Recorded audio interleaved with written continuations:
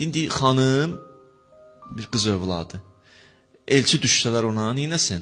Atasının izni şərtdir. Niyə belə olmalıdır? Oğlanda belə deyil, xanımda. Axı, xanımın təbiəti fərqlidir. Biri gəlib onu neynəyər, aldadar bir cavan onu. Eşq nəğməsi ilə, məhəbbət nəğməsi ilə onu aldada bilər.